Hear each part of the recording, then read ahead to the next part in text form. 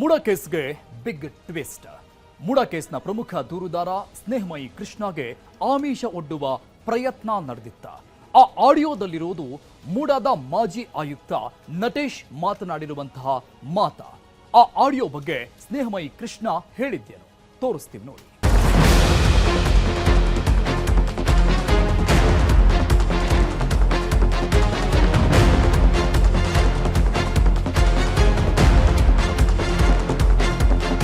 ಸ್ನೇಹಮಯಿ ಕೃಷ್ಣನ ಏನಾದ್ರು ಲಿಂಕ್ ಹಿಡಿದು ಒಂದು ಕನೆಕ್ಷನ್ ತಗೋಬೇಕಲ್ಲ, ನೇರವಾಗಿ ಒನ್ ಟು ಒನ್ ಕಳಿಸಿರ್ಲಿಲ್ಲ. ಮೂರನೇ ವ್ಯಕ್ತಿ ಜೊತೆ ಮಾತಾಡಿರೋದು. ಅವ್ರಿಗೆ ದೂರವಾಣಿ ಕರೆ ಮಾಡಿ ಸ್ನೇಹಮಯಿ ಕೃಷ್ಣ ಹೇಗಾರು ಮಾಡಿ ನನ್ನ ಹತ್ರ ಕರ್ಕೊಂಬ, ನಾನು ಮಾತಾಡಬೇಕು ಅಂತೇಳಿ ಇದು ಮಾಡಿದೆ.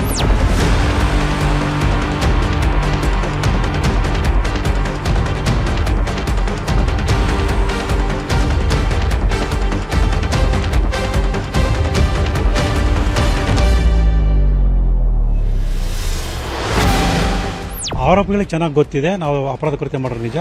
ಅದಕ್ಕೆ ಪೂರಕವಾಗಿ ಸಾಕಷ್ಟು ಸಾಕ್ಷಿಗಳು ಸ್ನೇಹಮಯಿ ಕೃಷ್ಣ ಹತ್ರ ಇದೆ. ಸೊ ನನ್ನನ್ನು ಆಮಿಷಕ್ಕೆ ಒಳಪಡಿಸುವಂಥ ಪ್ರಯತ್ನವನ್ನು ನಿರಂತರವಾಗಿ ಮಾಡ್ತಾ ಇದ್ದಾರೆ. ಸೊ ಅದಕ್ಕೆ ಪೂರಕವಾಗಿ ಇದೊಂದು ಸಾಕ್ಷಿ ಸಿಕ್ಕಿರೋದು. ಯಾವುದೇ ರೀತಿ ಆಮಿಷ ಒಡ್ಡಿದ್ರು ಅಥವಾ ಬೆದರಿಕೆ ಹಾಕಿದ್ರು, ಯಾವುದೇ ರೀತಿ ಅಡೆತಡೆ ಒಡ್ಡಿದ್ರು ಕೂಡ ಸೊ ನಾನು ನನ್ನ ಹೋರಾಟನ ನಿಲ್ಲಿಸಲ್ಲ, ಮುಂದುವರ್ಸ್ಕೊಂಡು ಹೋಗ್ತೀನಿ. ಏನು ಮೂಢ ಪ್ರಕರಣದಲ್ಲಿ ಯಾರು ತಪ್ಪಿತಸ್ಥರಿದ್ದಾರೆ ಅವರೆಲ್ಲರಿಗೂ ಶಿಕ್ಷೆ ಕೊಡಿಸ್ತೀನಿ.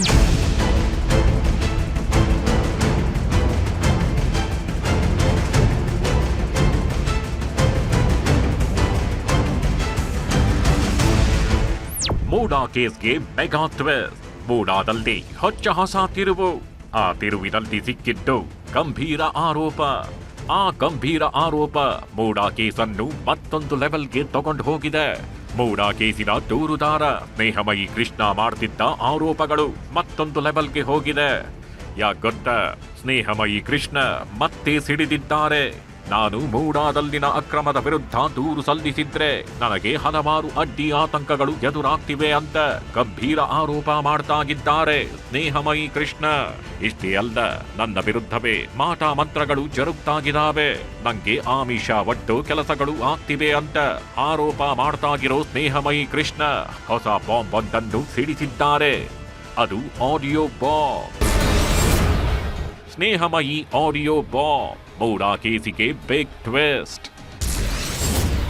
ಸ್ನೇಹಮಯಿಗೆ ಆಮಿಷ ಒಡ್ಡಲು ನಡೆಯುತ್ತಾ ಯತ್ನ.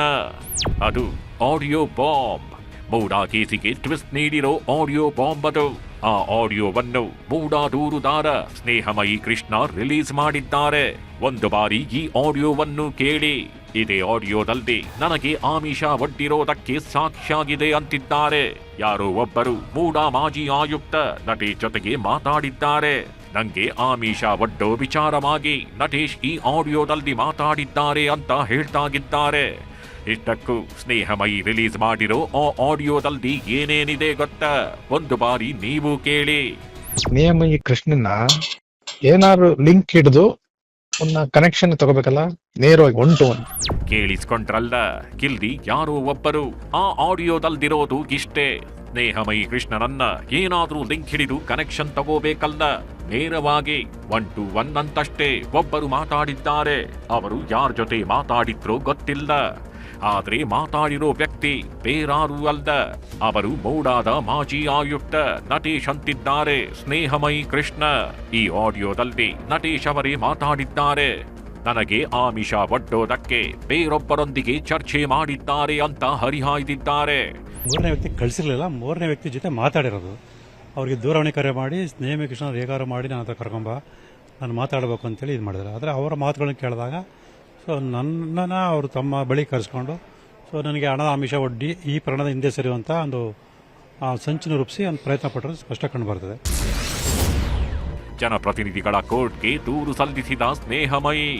ಆಡಿಯೋ ನಟೇಶ್ ಅವರದ್ದೇ ಅಂತಿದ್ದಾರೆ ಸ್ನೇಹಮಯಿ ಕೃಷ್ಣ. ಆ ಆಡಿಯೋವನ್ನು ಏನ್ ಮಾಡ್ತೀರಿ ಅಂತ ಕೇಳಿರೋ ಪ್ರಶ್ನೆಗೆ ಸ್ನೇಹಮಯಿ ಉತ್ತರ ನೀಡಿದ್ದು ಹೀಗೆ. ಈ ಆಡಿಯೋವನ್ನು ಆಧರಿಸಿ ನಾನು ಏನು ಜನಪ್ರತಿನಿಧಿ ವಿಶೇಷ ಈಗಾಗಲೇ ಅರ್ಜಿ ಸಲ್ಲಿಸಿದ್ದೀನಿ. ಆದರೆ ಇದೇ ನಟೇಶ್ ವಿರುದ್ಧ ಏನು ಲೋಕಾಯುಕ್ತ ಅಧಿಕಾರಿಗಳಿಗೆ 4,35,00,000 ರೂಪಾಯಿ ಕೊಟ್ಟಿದ್ದಾರೆ ಅಂತೇಳಿ ಆ ಆರೋಪ ಪೂರ್ವಕವಾಗಿ ಈ ಒಂದು ಆಡಿಯೋವನ್ನು ಸಾಕ್ಷಿ ಕೊಟ್ಟು ಇದ್ರ ಬಗ್ಗೆ ತನಿಖೆ ಮಾಡೋದಕ್ಕೆ ಒಂದು ಸೂಕ್ತ ಆದೇಶ ಮಾಡಿ ಅಂತೇಳಿ ನಾನು ಮಾನ್ಯ ನ್ಯಾಯಾಲಯನ ಮನವಿ ಮಾಡ್ಕೊಳ್ತಾ ಇದ್ದೀನಿ. ಈ ಆಡಿಯೋ ಸಾಕ್ಷಿಯಾಗಲಿದೆ. ನಟೇಶ್ ವಿರುದ್ಧ ಆಗಿರೋ ಕೇಸೊಂದಕ್ಕೆ ಈ ಆಡಿಯೋ ಸಾಕ್ಷಿಯಾಗಲಿದೆ ಅಂತಿದ್ದಾರೆ ಸ್ನೇಹಮಯಿ ಕೃಷ್ಣ. ಇಷ್ಟೇ ಅಲ್ಲ, ಮೂಡಾ ಕೇಸ್ಗೆ ಸಂಬಂಧಪಟ್ಟಂತೆ ನನ್ನ ಬಳಿ ಪ್ರಬಲ ಸಾಕ್ಷ್ಯಗಳಿವೆ. ನನ್ನ ಬಳಿ ಇರೋ ಸಾಕ್ಷ್ಯಗಳು ಎಲ್ಲರಿಗೂ ಮಾರಕವಾಗಲಿವೆ. ಆದ್ದರಿಂದಲೇ ನನಗೆ ಆಮಿಷ ಒಡ್ಡೋ ಪ್ರಯತ್ನ ಮಾಡಲಾಗ್ತಿದೆ ಅಂತಿದ್ದಾರೆ ಸ್ನೇಹಮಯಿ ಕೃಷ್ಣ. ತಪ್ಪು ಮಾಡಿಲ್ಲ ಅಂತೇಳಿ ಮೇಲ್ನೋಟಕ್ಕೆ ಹೇಳ್ತಾ ಇದ್ದಾರೆ. ಸೊ ಈಗಾಗಲೇ ಇಡೀ ರಾಜ್ಯ ಜನಕ್ಕೆ ಗೊತ್ತಿರೋಂಥದ್ದು ಏನು ಸಿದ್ದರಾಮಯ್ಯ ಹೆಂಡತಿ ಶ್ರೀಮತಿ ಪಾರ್ವತಿಯವರು ಸೊ ನನ್ನ ಮತ್ತು ಗಂಗರಾಜನವರ ವಿರುದ್ಧ ವಾಮಾಚಾರ ಮಾಡಿಸಿರುವಂಥದ್ದು, ಮತ್ತು ನನ್ನ ಮನೆ ಬಳಿಗೆ ಶ್ರೀನಿಧಿ ಮತ್ತು ಹರ್ಷನವರ ಕಳಿಸಿ ಹಣದ ಆಮಿಷ ಒಡ್ಡಕ್ಕೆ ಪ್ರಯತ್ನ ಪಟ್ಟಿರುವಂಥದ್ದು. ಸೊ ಇದೆಲ್ಲ ಗಮನಿಸಿದಾಗ ಆರೋಪಿಗಳಿಗೆ ಚೆನ್ನಾಗಿ ಗೊತ್ತಿದೆ ನಾವು ಅಪರಾಧ ಕೃತ್ಯ ಮಾಡೋದು ನಿಜ. ಅದಕ್ಕೆ ಪೂರಕವಾಗಿ ಸಾಕಷ್ಟು ಸಾಕ್ಷ್ಯಗಳು ಸ್ನೇಹಮಯಿ ಕೃಷ್ಣ ಹತ್ರ ಇದೆ. ಅವ್ರು ಇವತ್ತ ನಾಳೆ ಆ ಒಂದು ಸಾಕ್ಷ್ಯಗಳನ್ನ ಇಟ್ಕೊಂಡು ನಮಗೆ ಶಿಕ್ಷೆ ಕೊಡಿಸ್ತಾರೆ ಅನ್ನೋದು ಅವ್ರು ಚೆನ್ನಾಗಿ ಗೊತ್ತಿರೋದ್ರಿಂದ ಸೊ ಅವ್ರು ನನ್ನನ್ನು ಆಮಿಷಕ್ಕೆ ಒಳಪಡಿಸುವಂಥ ಪ್ರಯತ್ನವನ್ನು ನಿರಂತರವಾಗಿ ಮಾಡ್ತಾ ಇದ್ದಾರೆ. ಸೊ ಅದಕ್ಕೆ ಪೂರಕವಾಗಿ ಇದೊಂದು ಸಾಕ್ಷಿ ಸಿಕ್ಕಿರೋದು. ಇದಷ್ಟೇ ಅಲ್ಲ, ಮೂಡಾ ಕೇಸ್ನ ಅಪರಾಧಿಗಳಿಗೆ ಶಿಕ್ಷೆ ಕೊಡಿಸ್ತೇನೆ, ಮೂಡಾಗೆ ನಿವೇಶನಗಳನ್ನ ವಾಪಸ್ ಕೊಡಿಸೋದೇ ನನ್ನ ಗುರಿ ಅಂದಿದ್ದಾರೆ ಸ್ನೇಹಮಯಿ ಕೃಷ್ಣ. ಸಾಕಷ್ಟು ಸಲ ಹೇಳಿದ್ದೀನಿ, ಅವರು ಯಾವುದೇ ರೀತಿ ಆಮಿಷ ಒಡ್ಡಿದ್ರು ಅಥವಾ ಬೆದರಿಕೆ ಹಾಕಿದ್ರು, ಯಾವುದೇ ರೀತಿ ಅಡೆತಡೆ ಒಡ್ಡಿದ್ರು ಕೂಡ ಸೊ ನಾನು ನನ್ನ ಹೊರಡನ್ನ ನಿಲ್ಸಲ್ಲ, ಮುಂದುವರ್ಸ್ಕೊಂಡು ಹೋಗ್ತೀನಿ. ಏನು ಮೂಡಾ ಪ್ರಕರಣದಲ್ಲಿ ಯಾರು ತಪ್ಪಿತಸ್ಥರಿದ್ದಾರೆ ಅವರೆಲ್ಲರಿಗೂ ಶಿಕ್ಷೆ ಕೊಡಿಸ್ತೀನಿ. ಮತ್ತು 50 ಅನುಪಾತದಲ್ಲಿ ಏನು ನಿವೇಶನ ಪಡೆದಿದ್ದಾರೆ ಆ ಎಲ್ಲ ನಿವೇಶನವನ್ನು ಪ್ರಾಧಿಕಾರಕ್ಕೆ ವಾಪಸ್ ಬರೋ ರೀತಿಯಲ್ಲಿ ಹೋರಾಟ ಮಾಡ್ತೀನಿ ಇಲ್ಲಿ ಆಗಲೇ ಹೇಳಿದ್ದೀನಿ. ಅದೇ ರೀತಿ ಮುಂದೆ ಕೂಡ ನಾನು ಹೋರಾಟ ಮುಂದುವರ್ಸ್ಕೊಂಡು ಹೋಗ್ತೀನಿ. ಇದು ಮೂಡಾ ಕೇಸ್ನ ಆಡಿಯೋಗೆ ಸಂಬಂಧಪಟ್ಟ ವಿಚಾರ.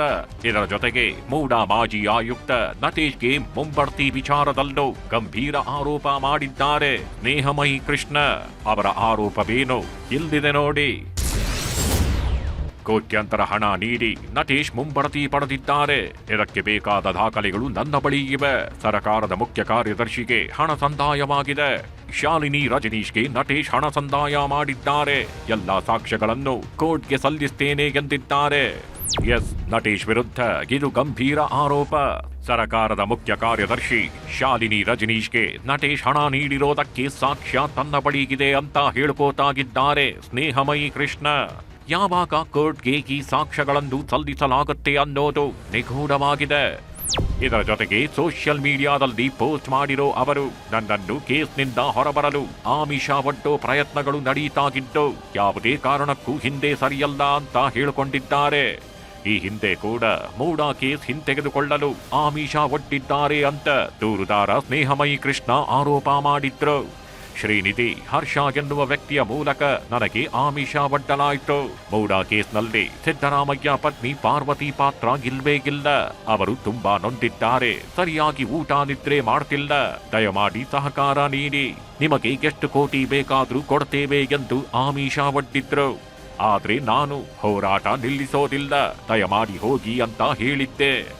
ಮನೆಯ ಬಳಿಗೆ ಹಣವನ್ನ ತಗೊಂಡು ಬಂದಿದ್ರು ಅಂತೆಲ್ಲ ಆರೋಪ ಮಾಡಿದ್ದರು ಸ್ನೇಹಮಯಿ.